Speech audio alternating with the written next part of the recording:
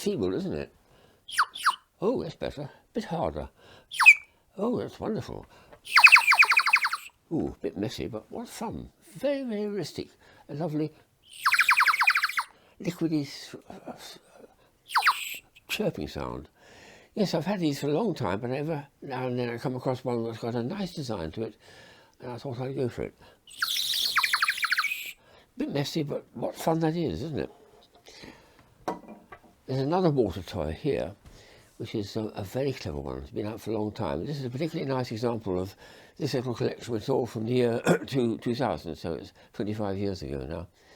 So this has to be dipped into the water. When you take it out of the box, it's quite dry, but this is an absorbent material on it. When you dip it in the water, the whole of the head gets wet and wiggles in the air, and it evaporates. It helps because it gets cool, it forms a partial vacuum, drawing the red liquid, which is the light alcohol, up into the head.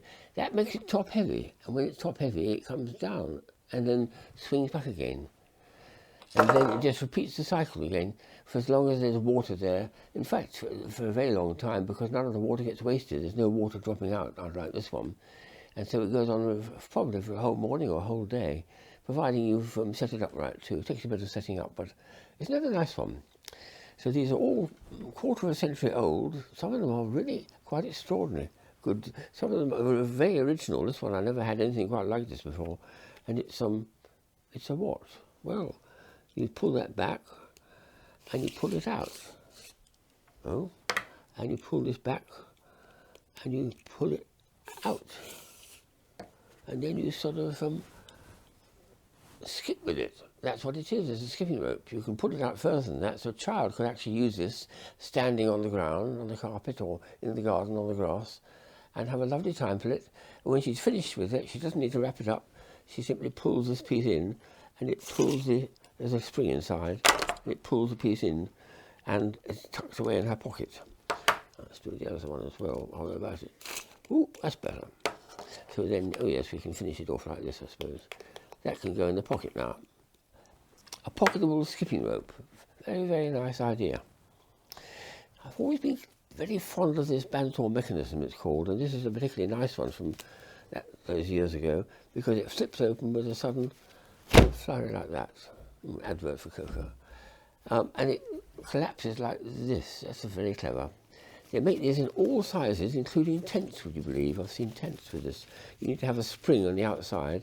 When you do that twisting bit, it pops open or twists closed again. So, and this goes around it to keep it in your pocket. That sails through the air instead, very nicely. It's a very, very light piece. Here's something which is a delightful new version of this floating cable thing. To make it work, I put it on there. You're probably familiar with this. There's magnets there, which is lifting it up like that. This is a super duper version because it's got batteries in the base there. So when I lift this piece off and twist it, it lights up. Isn't that nice? Oh, I'll do it a bit slower so you can see what's actually happening. Sometimes I'll start having multiple lights, I suppose, or have something which makes messages appear as well. So that's a very nice version of this, all held up with magnets, and the magnetic field switches it on at the beginning too. To switch it off, there's no switch on it, so I've just got to push this into here, which covers the battery and stops it from keeping alight when I finish with it. A friend, Lubor Fiedler, who's sadly no longer with us, is a very, very accomplished magician and inventor. He's one of these people who's a professional observer. When he looks at things, he looks at it as an eye of the way a child would look at it, as if it's wonderful and new. And he's very good at inventing things. This one is particularly interesting, because when I switch it on like that there, let's see if it starts to go, yes. So there's batteries inside to do that, but what's going on here is a hand reaching down, there's an air gap of, 2 inch or 2, and then there's a card in the middle of the air.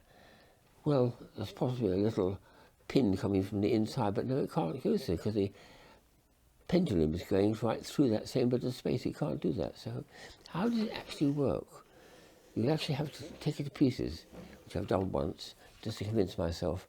He's been very ingenious, and I'll leave you to try and work out how he's managed to achieve that. A clear air gap between the hand that's coming down and the top of the card. and he's managed to do this wonderful thing. It's Lubor's shock clock, he called it, and that's been very, very popular for the years it has been made. This is origami, but it's more recent than the original one, which was a little flapping bird, which I'll show you in a minute.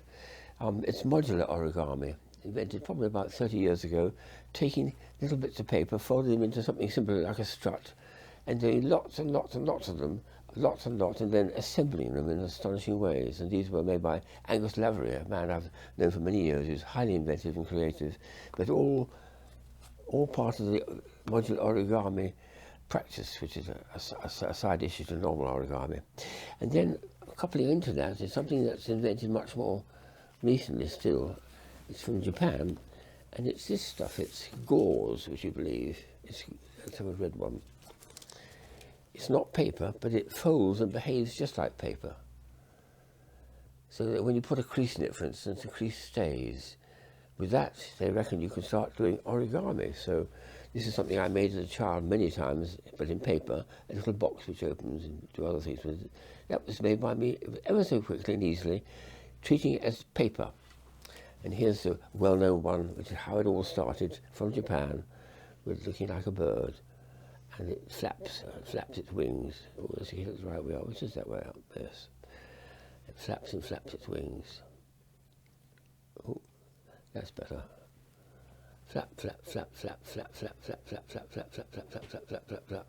What a clever way of performing origami, but not with paper. Most original. And only recently I've come across it, I think, at New York, Manhattan, downtown at a stationery shop. So that's been a wonderful treat to find, because it's something so different to anything else I've had.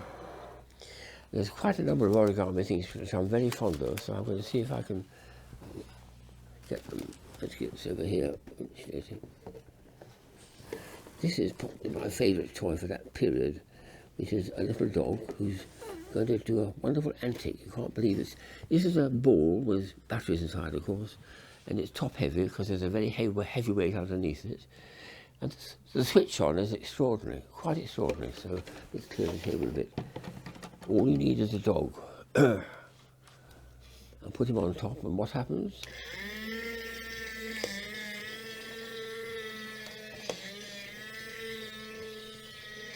What's going on there? He's not falling off because the magnet that keeps him there is in the bottom of the dog, and there's a little thing inside which is also magnetic, drawn to it, and he sits on the top. The magnet inside holds him in touch with the outside of the... Oh, look at that, it's still going to fall down. Wonderful. That was a great thrill when I first found that 20 years ago. I thought it was my best toy of the year. Still think it is, actually. So that's a little bit of the 25-year ago collection. There's probably more to come, actually. I picked up a lot of toys in 2000, so let's see what else we can come up with. But that's my favourite.